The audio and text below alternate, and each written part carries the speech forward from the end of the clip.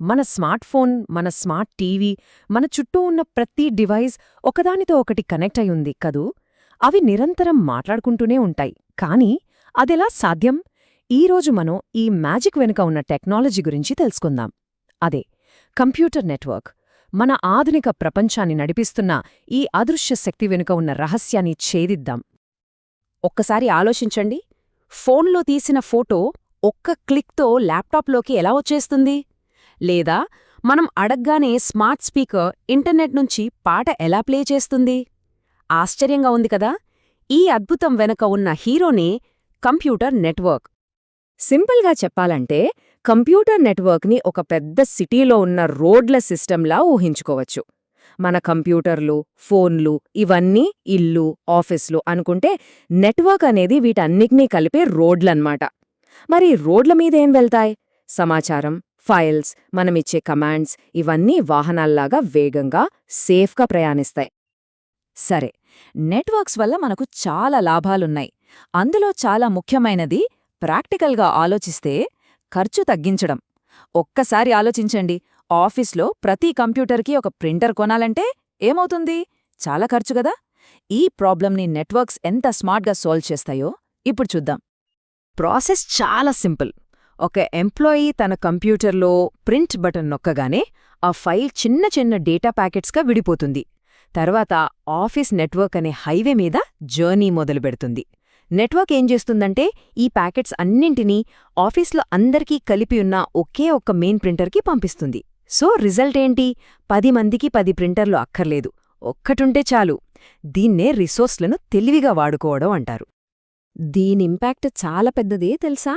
డబ్బు ఆదా అవడమే కాదు, ఎఫిషియన్సీ కూడా భలే పెరుగుతుంది. అంటే కంపెనీలు ప్రింటర్ల లాంటి హార్డ్వేర్ మీద పెట్టే ఖర్చు తగ్గించుకుని ఆ డబ్బుని కొత్త ఐడియాల మీదో, కంపెనీ గ్రోత్ మీదో పెట్టొచ్చు. సింపుల్గా తక్కువతో ఎక్కువ పనిచేయడం అన్నమాట. అయితే నెట్వర్క్స్ అసలు పవర్ కేవలం డివైజ్లను కనెక్ట్ చేయడంలోనే లేదు, మనుషుల్ని కలపడంలో ఉంది. మన ఐడియాలను, మన క్రియేటివిటీని ఒకచోట చేర్చడంలో ఉంది. అసలు టీమ్ వర్క్ అంటే కొలాబరేషన్ అనే కాన్సెప్ట్నే నెట్వర్క్స్ ఎలా మార్చేశాయో చూద్దామా? ఒక్కసారి ఇమాజిన్ చేసుకోండి, ఒక టీం న్యూయార్క్లో ఉంది, ఇంకో టీం బెంగళూరులో, మరొకరు టోక్యోలో. అయినా సరే వాళ్ళందరూ ఒకే డాక్యుమెంట్ మీద ఒకే టైంలో పనిచేస్తున్నారు, మార్పులు చేస్తున్నారు, సజెషన్స్ ఇచ్చుకుంటున్నారు. ఎలా? ఇదే నెట్వర్క్స్ క్రియేట్ చేసిన రియల్ టైమ్ కొలాబరేషన్ మ్యాజిక్. ఇక లొకేషన్తో సంబంధమే లేదు, అదొక నంబర్ మాత్రమే. మనం రోజూ వాడే చాటింగ్, ఈమెయిల్స్, వీడియో కాల్స్ ఇవన్నీ మన చేతిలోనే ఉన్నాయి. నెట్వర్క్స్ వల్లే ప్రపంచం ఒక గ్లోబల్ విలేజ్లా మారిపోయింది. ఇప్పుడు ఎవరైనా, ఎప్పుడైనా, ఎక్కడ్నించైనా సరే ఈజీగా కనెక్ట్ అయిపోవచ్చు. కమ్యూనికేషన్కి ఇప్పుడు బార్డర్స్ అనేవే లేవు. సరే, మన ఫైల్స్, ఫోటోలు, ఇంపార్టెంట్ డాక్యుమెంట్స్ ఇవన్నీ ఎక్కడుంటాయి? ఎక్కడ స్టోర్ అవుతాయి? ఒకప్పుడు దీనికి ఆన్సర్ నా కంప్యూటర్లో అని ఉండేది. కానీ నెట్వర్క్స్ వచ్చాక ఆ సమాధానం పూర్తిగా మారిపోయింది. ఇప్పుడు మన డేటా ఎక్కడైనా ఉండొచ్చు, ఎక్కడైనా. చూడండి, ఒకప్పుడు మన డేటా అంతా ఒకే ఒక్క ల్యాప్టాప్లో ఉండేది. ఒకవేళ ల్యాప్టాప్ పాడైతే లేదా పోతే డేటా మొత్తం గల్లంతే. కాని ఇప్పుడు చూడండి, నెట్వర్క్ పుణ్యమాని మన డేటా క్లౌడ్లో చాలా సర్వర్లలో సేఫ్గా స్టోర్ అవుతుంది.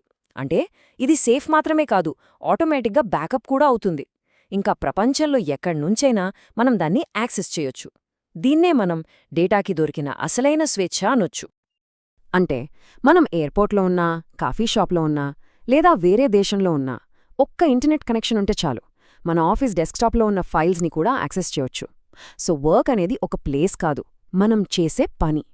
ఇదే నెట్వర్క్స్ మనకిచ్చిన అసలైన పవర్.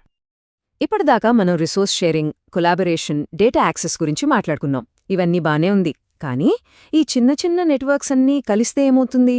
అప్పుడు మన ముందుకొచ్చేదే మానవ చరిత్రలోనే ఒక గొప్ప ఆవిష్కరణ. మన ఇంట్లో ఉండే వైఫై, ఆఫీస్లో ఉండే నెట్వర్క్, బయట కెఫేలో దొరికే పబ్లిక్ నెట్వర్క్ ఇవన్నీ విడివిడి దీవుల్లాంటివి. కానీ ఇవన్నీ కలిస్తేనే ఒక మహాసముద్రం ఏర్పడుతుంది.